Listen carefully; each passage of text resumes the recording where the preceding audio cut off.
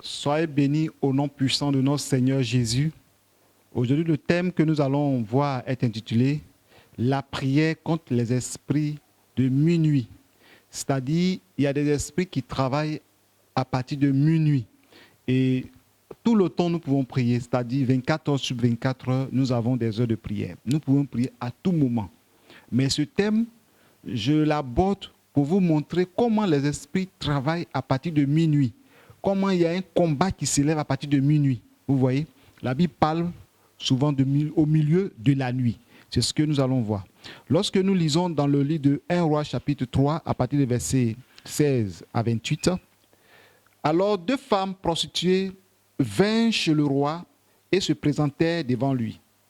L'une des femmes dit, « Pardon, mon Seigneur, moi et cette femme, nous demeurions dans la même maison et je suis accouché près d'elle dans la maison. 3 jours après, cette femme est aussi accouchée. Nous habitions ensemble. Aucun étranger n'était avec nous dans la maison. Il n'y avait que nous deux. Le fils de cette femme est mort pendant la nuit parce qu'elle s'était couchée sur elle. Elle s'est levée au milieu de la nuit. Elle a pris mon fils à mes côtés tandis que ta servante dormait. Et elle l'a couché dans son sein. Et son fils qui était mort, elle l'a couché dans mon sein. Le matin, je me suis levé pour allaiter mon fils. Et voici, il était mort. Je l'ai regardé attentivement le matin et voici, ce n'était pas mon fils que j'avais enfanté. L'autre femme dit, au contraire, c'est mon fils qui est vivant et c'est ton fils qui est mort. Mais la première répliqua, nullement, c'est ton fils qui est mort et c'est mon fils qui est vivant. C'est ainsi qu'elle parlait devant le roi. C'est mon fils qui est vivant et c'est ton fils qui est mort. Et l'autre dit, nullement, c'est ton fils qui est mort et c'est mon fils qui est vivant. Verset 24. Puis il ajouta, apportez-moi une épée. On apporta une épée devant le roi. Et le roi dit, coupez-en deux l'enfant qui vit et donnez-en la moitié à l'une et la moitié à l'autre. Alors la femme dont le fils était vivant sentit ses entrailles se mouvoir pour son fils. Et elle dit au roi, ah mon Seigneur, donnez-lui l'enfant qui vit et ne le faites point mourir. Mais l'autre dit, il ne sera ni à moi ni à toi, coupez-le. Et le roi, prenant la parole, dit, donnez à la première l'enfant qui vit et ne le faites point mourir. C'est elle qui est sa mère. Tout Israël a pris le jugement que le roi avait prononcé et l'on craignait le roi, car on vit que la sagesse de Dieu était en lui pour le diriger dans ses jugements. Dans ce passage, il s'agit de 2 prostituées et les 2 ont fait leurs enfants. L'autre enfant est mort. Et l'autre qui a vu, la femme qui a vu que son enfant était mort, elle prend l'enfant mort et elle échange. Elle met dans le sein, c'est-à-dire auprès de l'autre, de sa voisine, son enfant mort et elle prend l'autre qui est vivant, elle met en son sein. Vous comprenez? Et à quelle heure elle a fait? Elle a attendu au milieu de la nuit. Elle a attendu à minuit. Vous voyez, il y a eu un échange d'enfants. Et je vais vous dire une chose. À quel moment cette femme a fait ça? Elle a attendu au milieu de la nuit où l'autre dormait profondément. Vous allez constater que la plupart des personnes qui n'arrivent pas à dormir, mais jusqu'à minuit, ces personnes arrivent à dormir. À moins que ce soit un problème de maladie ou insomnie. Donc, cette femme a veillé. Celle que son enfant est morte là, elle a veillé. Elle n'a pas pu dormir, elle n'a pas pu fermer les yeux. Elle a attendu jusqu'à minuit. Et à minuit, elle a constaté que l'autre dormait très profondément. Et elle a pris son bébé, elle a échangé, elle a mis le bébé mort dans le sein de l'autre et elle a pris l'autre enfant vivant, elle a échangé. Le lendemain matin, celle qui avait le bébé vivant s'est réveillée et elle voulait allaiter son bébé et elle constate que l'enfant était mort. Mais la Bible nous déclare qu'elle a regardé attentivement Et quand elle regarde attentivement, elle a constaté que ce n'était pas son bébé. Vous comprenez? Et elle a dit, voisine, l'enfant qui est couché ici, là, ce n'est pas mon enfant, c'est ton enfant qui est mort. L'enfant est mort, c'est ton enfant. Et l'enfant qui est devant toi là-bas, qui est vivant, c'est mon enfant. La voisine dit non, c'est ton enfant qui est mort. L'autre dit non, c'est ton enfant, mon enfant qui est vivant, tu as pris mon enfant. Et les deux, l'autre dit non, c'est ton enfant qui est mort qui est ici. L'autre dit non, ainsi de suite. Puisque l'affaire, personne ne veut céder, l'affaire est arrivée chez le roi Salomon. Et le roi Salomon interroge, et c'est les mêmes paroles. Au roi, celle qui avait l'enfant vivant, elle dit, mon roi, elle explique la situation au moment que je dormais profondément et matin, je me suis réveillé. Je voulais allaiter mon enfant, je regarde que ce n'est pas mon enfant. Et qu'elle a pris mon enfant, elle a donné son enfant. On ne sait pas à qui appartient l'enfant. Et animé de la sagesse de Dieu, Salomon dit, bon tiens, celui, vous deux, on ne sait pas à qui appartient l'enfant, nous allons prendre l'enfant. Soldats, prenez l'enfant coupé en deux. Prenez une partie pour donner à l'autre, une partie pour l'autre. Et vous savez que quand en coupant l'enfant, l'enfant va mourir. La femme dit non, ne tuons pas l'enfant. Roi, ne tuez pas l'enfant, donnez l'enfant à l'autre. Et l'autre, qui sait que ce n'est pas son enfant, dit non, tuons l'enfant, tuons l'enfant. Vous voyez, où on sent là que, automatiquement, le roi Salomon a su que celle qui a dit de tuer l'enfant, ce n'est pas elle son enfant. Celle qui a dit ne tuez pas l'enfant, donnez-lui l'enfant, ça appartient à l'enfant. Vous voyez, et cela a été étranger. Tout Israël a reconnu la sagesse du roi Salomon. Mais je reviens sur ces deux prostituées. Et celle qui avait l'enfant, celle-là, elle sait que l'enfant lui appartient. Mais elle ne veut pas qu'on tue l'enfant. C'est ainsi que quand les esprits sont dans ta vie, les enfants viennent prendre ce qui t'appartient et détruire ça. Parce que cette femme ne pouvait pas tuer l'enfant. Elle voulait prendre l'enfant pour récupérer, pour faire de cet enfant son enfant. Mais puisque l'autre n'a pas cédé, elle a été contrainte à lutter avec elle. Et l'autre aussi qui avait l'enfant vivant n'a pas cédé. Vous comprenez?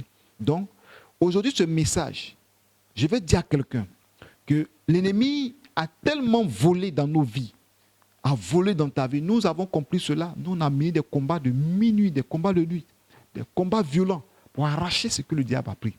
Parce que l'ennemi vient, quand il vient t'attaquer, il vient au moment où tu dors. Dormir ici n'est pas synonyme de dormir, fermer les yeux, se coucher sur une couche. Il peut y avoir le sommeil spirituel dans ta vie, la lourdeur spirituelle, la faiblesse. Et il y a eu des moments que tu n'arrives plus à prier. Il y a eu des moments que tu ne peux plus méditer la Bible. Il y a eu des moments que tu ne peux plus louer Dieu. Et tu deviens lourd, tu es tout le temps fatigué. Et c'est dans ce moment-là, en ce moment que l'ennemi frappe.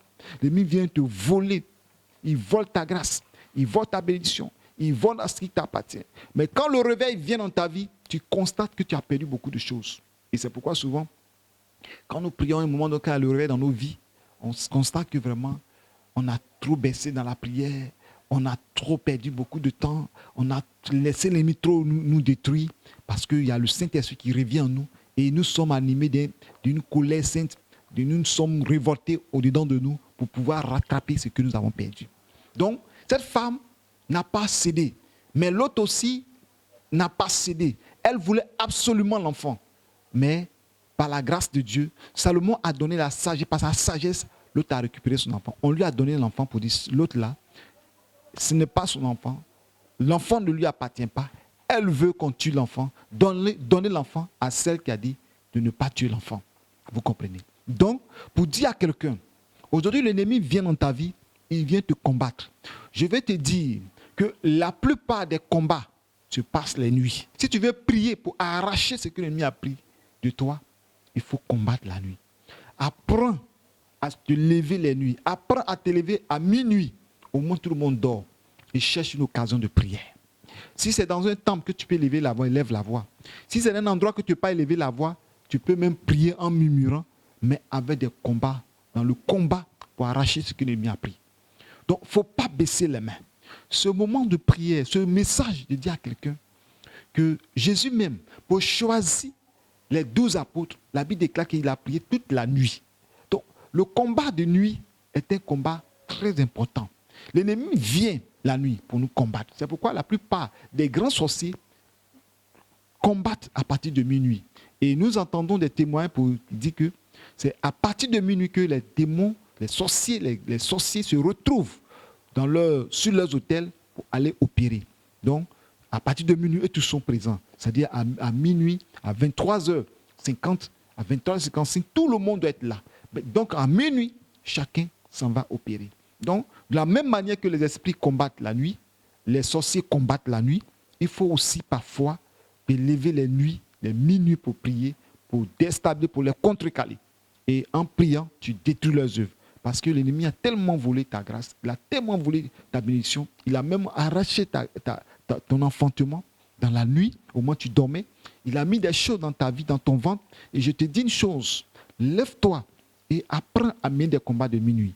Je ne dis pas que un an sur un an, tu dois prier sur minuit, chaque minuit. Mais il faut faire des programmes de prière où au moins tu déclares que cette semaine-là, je prendrai une semaine pour prier de minuit à 2h du matin, au minuit à 1h du matin. Ça peut aller même jusqu'à 4h. Il y a d'autres même qui prient de minuit à 6h. Il y a des moments même où j'ai l'expérimenté. Je vous assure que quand tu mènes ces combats, tu te lèves matin, tu es dégagé, tu sens que tu as prié, tu es à l'aise, ta journée est bénie. Celui qui prie sérieusement les nuits, le matin, il a la victoire dans toutes ses affaires. Donc, c'est pourquoi souvent, à partir de minuit, tu es plus fatigué, tu es plus attaqué, tu dois te lever pour prier à minuit. Je vais vous donner un autre témoignage selon la Bible. Vous voyez, la Bible parle de l'ivraie et le blé. Les ouvriers du maître, ils ont sémé le blé. Mais la Bible déclare que quand ils sont partis dormir, la nuit, l'ennemi a sémé l'ivraie. Vous voyez, c'est de la nuit que l'ennemi sème la maladie. C'est la nuit que l'ennemi sème les accidents. Vous voyez des personnes, peut-être la nuit tu dors. Au milieu de la nuit, ils vont venir vers ta voiture, faire des incantations sur ta voiture. Le matin, tu prends ta voiture, tu fais un accident. Ils font des incantations sur ta maison, devant ta porte, au milieu de ta maison, sur l'arbre. Quelque part, les sorciers viennent parfois par des animaux, par des chiens, des chats ou des oiseaux de proie pour venir attaquer. Vous voyez, par minuit. Donc, bien aimé, il faut mener un combat sérieux pour pouvoir déstabiliser leurs œuvres. Je vais parler au jour de la Pâque, dans le désert, au moment que le Seigneur a envoyé l'ange de la mort au temps de Pharaon, où le Seigneur a frappé tous les premiers-nés. C'est au milieu de la nuit que l'ange de la mort est venu frapper. Donc, le combat de minuit est très important. Donc, quand tu pries aussi, de la même manière que les démons combattent les minuit, les sorciers combattent les minuit, à minuit aussi, les anges viennent. Il y a des anges que Dieu les a préparés pour le combat de minuit. Et ils viennent pour combattre les violents anges. Le Seigneur les a équipés de la puissance. Ils sont remplis de la puissance de Dieu. Eux, ils sont très puissants. Il y a plusieurs anges, selon les degrés. J'aurai le temps de vous donner un enseignement sur les anges. Donc, nous prenons dans Actes des Apôtres, dans Actes 16, nous voyons que Paul et Silas étaient dans la prison. Au moment qu'ils priaient, ils chantaient et louaient. La Bible déclare que vers le milieu de la nuit, vous lisez ça dans Actes 16 à partir de 25, au moment qu'ils priaient, il y a eu un tremblement de terre. Il y a un ange de Dieu qui est descendu et les chaînes qui étaient à leurs mains, à leurs pieds, tout est brisé et le fondement de la prison a été ébranlé. Donc je dis à quelqu'un, tu m'entends, il y a tellement de témoignages par rapport au combat de minuit qu'à partir de minuit, aujourd'hui même, en écoutant ce message, fais un effort pour te lever la nuit pour prier. Et même dans le mois, il faut avoir des jours de prière de minuit. Parce qu'à partir de là, tu vas avoir un grand changement dans ta vie. Vous voyez, je donne encore un autre témoignage, un autre exemple dans la Bible. Nous prenons Gédéon. Gédéon a détruit les autels de la maison de son père la nuit. C'est pourquoi quand nous prions pour détruire le combat des autels, généralement c'est la nuit qu'il faut combattre. Il faut prier pour renverser les forteresses, les autorités. Donc je dis à quelqu'un, tu m'écoutes, tu m'entends, que ce n'est pas tard. Si l'ennemi a volé des choses dans ta vie, l'ennemi a sémé l'ivraie dans ta vie, a sémé les mauvaises herbes dans ta vie, a sémé la maladie en toi pendant la nuit, il a fait beaucoup de choses. Toi aussi, comme Gédéon, lève-toi la nuit, au milieu de la nuit pour détruire les œuvres. Comme Paul et Silas, lève-toi la nuit et prie et demande à Dieu d'envoyer les anges pour ébranler le fondement de leur prison, pour briser leurs chaînes. Parce que Paul était libre la nuit et ils sont sortis. Vous voyez de même que Pierre en prison, c'est la nuit que l'ange est venu le délivrer. Donc, mes bien-aimés, il faut comprendre que cela est si important que nous devons prier la nuit, nous devons mener le combat de minuit. Nous avons tellement de témoignages et à partir d'aujourd'hui, tu dois comprendre que le combat de minuit, c'est ton combat. Soyez bénis. C'était cette exhortation que je voulais partager avec vous pour que vous soyez des hommes et des femmes de prière parce que Jésus revient bientôt. Il faudrait que nous soyons des vainqueurs. Priez pour nous aussi. Soutenez-nous. Pour ceux qui viennent de nous suivre aussi, abonnez-vous à ma chaîne YouTube, Nation TV. Et Dieu, dans sa miséricorde, me donne toujours la force de donner des enseignements. Vous allez voir, mais vous allez suivre mes dernières vidéos. Donc abonnez-vous, partagez la vidéo, likez la vidéo, le pouce bleu. Tout ça, ça amène des personnes aussi à suivre la vidéo, à aller encore plus loin. Soyez bénis au nom de Jésus-Christ. Que le Seigneur vous bénisse et que vous soyez des victorieux pour le combat de minuit. Au nom de Jésus. Amen.